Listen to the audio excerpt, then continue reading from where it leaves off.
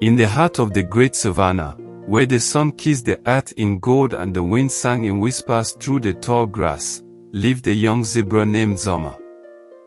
Zama was beautiful in her own right, her black and white stripes curved in elegant patterns like brush strokes on a sacred drum. But Zama didn't feel beautiful. She didn't feel proud. She didn't feel enough. Each day, she watched the lions from a distance, the way they roared and commanded the plains, how others gave them space and respect. She watched the lioness with her smooth coat and fierce grace, and the great male with his mane like a burning sun and his deep, thunderous growl. Zama wanted that. She didn't want to be a zebra.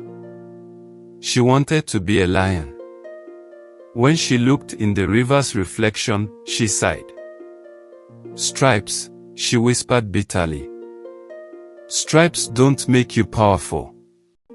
One morning, as the savannah stirred to life, Zama approached the wise old tortoise named Koba who lived beneath the baobab tree. Koba was known not for his speed or strength, but for his quiet understanding. "I want to be a lion," Zama said plainly. Koba blinked slowly. "You are a zebra. And that's the problem." He said nothing. Just looked at her with eyes as old as rain. Zama spent the following days mimicking the lions. She tried walking with a lower posture, her hoofs clicking awkwardly. She practiced roaring, though it came out more like a cough. She even roared in dust to dull her stripes. The lions, amused, paid her no mind. One dry afternoon, she wandered too close to the cliffs where the vultures circled. Lost in thought, she didn't notice the cracked stone beneath her hoof until it gave way. Zama cried out as she tumbled down the rocky slope, her legs scraping against sharp stones. She lay there, breathless, her sides heaving in pain, the sky spinning above her.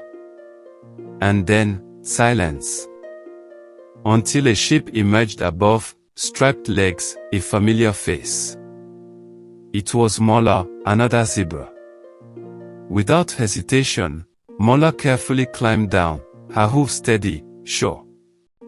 With patience and kindness, she helped Zama up, limping slowly back to the herd.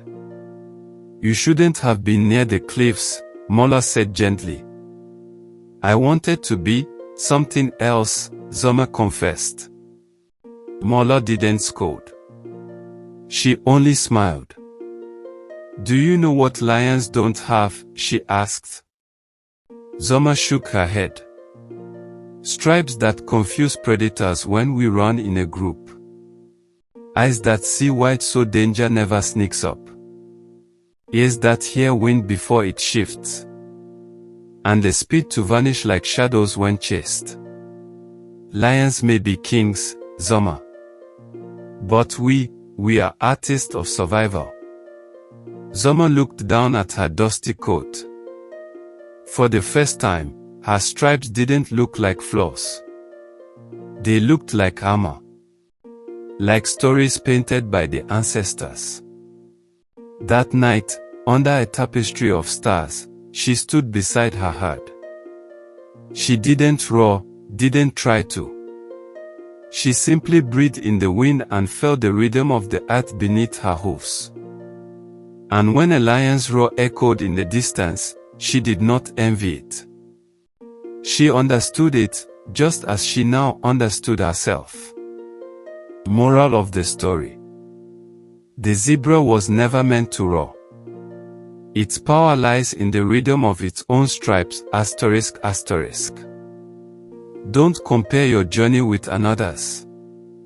What makes them strong may not be what will carry you forward.